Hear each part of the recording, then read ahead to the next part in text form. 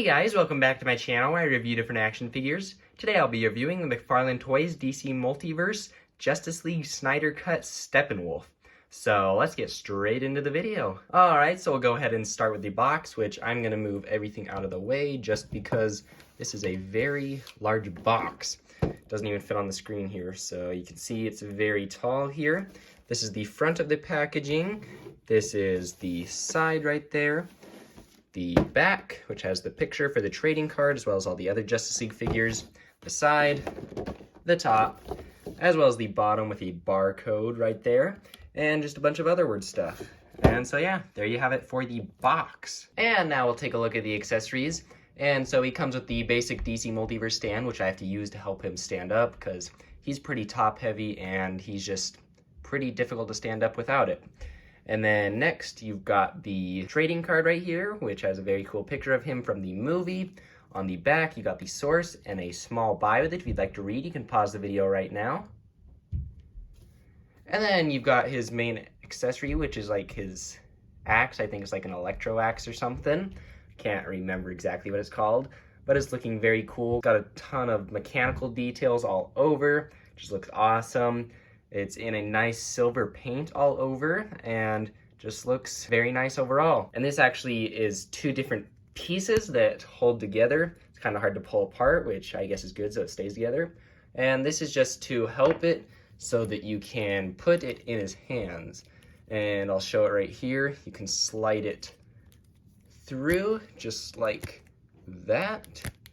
And then you take this and whoops, looks like I've got it on backwards here, but you just do it like that so you don't have to try and slide this fat in, which I don't think it actually fit through the hands. But yeah, you've got his axe right here and he's just looking very nice with it. Another accessory I think that would have been cool for his axe would be to have some electricity effects on it, because in the movie it shows a little bit of electricity on it, so it might have been a little more interesting to have that with it, but it is still a very cool standalone accessory. And so yeah, there you have it for all of Steppenwolf's accessories here. And now we'll go ahead and get into the details of this figure and get up close with him. And so Steppenwolf looks really cool. He's got a ton of detail all over him. It's kind of repeating and you can see the patterns on it, but is still very detailed and has a ton of texturing on it. You can feel all these different ridges and stuff of his armor. Just looks very nice, feels very cool, and he's got a ton of these spikes, which some of them are a little bent. They're kind of rubbery, but they are hard enough to be kind of a little pokey on there. So you might have to watch out a little bit when you're posing this figure, just not to actually stab yourself. But yeah, you can just see all of his musculature right here and how the armor just sort of outlines it. Looks very cool. You've got this sort of loincloth right here, which is in a softer plastic with the sort of diapery piece right here that it connects to. And you've got these little hook things on the side right there. His hands, which in the movie I didn't actually know that he has 7 fingers on each hand, so a total of 14 on both. And this one's actually opened up. Would have been nice to have some extra hands, so you could have this one for a grippy hand and that one open. I just would like to see that included, especially since it's a big box and he costs more. And then for his head up here, it looks very nice, very accurate to the movie. And it's just got some wrinkle detail, lips painted nicely. The eyes are nice and detailed right there. And you've got the rest of his headpiece right here, which looks very nice. It's got just the same texturing and armor look as the rest of him. Even got a couple of small spikes on there. And then lastly, for his feet, they are very cool. He has 2 little toes right here, painted with black, and you can see a little bit of skin showing through. And he just overall looks very cool. And I'm happy with how they made this figure and that they gave him all of these details on here. And now articulation time. So we'll start with the head. Can look up pretty good. Looks down that much, turns side to side, as well as some good tilt on there. You've got the arms, which my left one is pretty loose, like you just shake it. Actually, this whole figure's kind of loose, like his torso, and this arm's not quite as loose, but not quite as tight as I'd like it to be. But for the arms, this one's actually pretty stiff on this side for movement right there. Not quite as tight on this side, and you can get them to move all the way around right there. You do have bicep swivel, You also have a swivel at the elbow right here with single jointed elbows that go up that far. Then got the wrist, which go back and forth like this. And it's actually a newer articulation thing than they usually do, where usually they have the ball joints, but this one is okay. It looks kind of ugly sometimes. I don't know how I feel about it yet, but you can twist them all the way around. You have the torso, which goes back that far, forward that much, and whoops, that just popped out. Get that down. Can go forward that much, twist on the top here, and a twist on the bottom. Got the legs, which go forward that much, back that much, go out to the side very far, and you've got great thigh swivel right there. Got the single jointed knee, goes back that far, and then you got the feet, which go forward, back, twist side to side, and they can't really pivot on this one.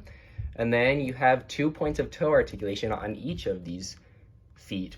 And these are kind of cool to see that they can move, but it also kind of makes it harder for him to stand. As you can see, he's kind of top heavy and he has small feet right there. So I might have preferred him just having solid feet right there. Maybe would have been just a little bit better. But anyways, there you have it for Steppenwolf's articulation. And then for your little comparison, you can see Steppenwolf next to the Justice League Batman. And I think he scales very well. He's a lot taller and bigger. And I think he just overall looks great next to the standard size figures. And so now I'll take a look at some different poses I like to put him into. And so here is this first one, and then there's this one, and finally this one. Alright, so overall this figure is pretty good, and I like him pretty decently. I think he has a really good sculpt, and he's got a ton of details that really just looks super awesome, and he looks very accurate to the movie. And I think he's just super cool overall. I really like his axe, it's very nice. He could have used some extra hands and maybe an electro effect on there. The electro effect's not as needed as maybe the hands. And I do think they should have included extra hands because this was a very large box and he's also more expensive. And I feel like he could have been a Build-A-Figure. And I think they should have done that because they had enough figures that they could have done a Build-A-Figure piece in them. And I would have liked that a little better than maybe having to buy this mega figure for more money. I do like that he came with a trading card though. That's something the Build-A-Figures don't do. So, I mean, there's some things that I do and don't like about this figure. I think he looks great overall, but I think his articulation could maybe be improved. He could probably have double jointed elbows and knees.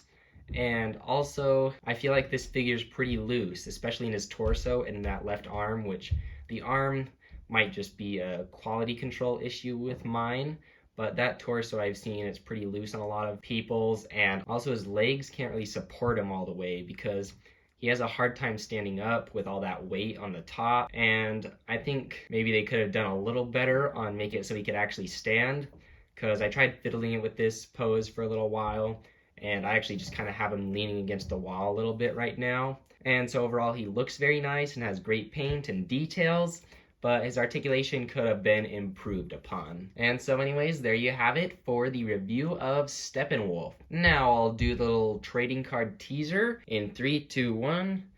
There you go. Comment down below which figure it is that I'm reviewing next. It's probably pretty obvious based on what I just reviewed here. And I hope you enjoyed this video. And if you did, please like and subscribe if you haven't already. And I hope you have a good rest of your day, and I will see you in the next video.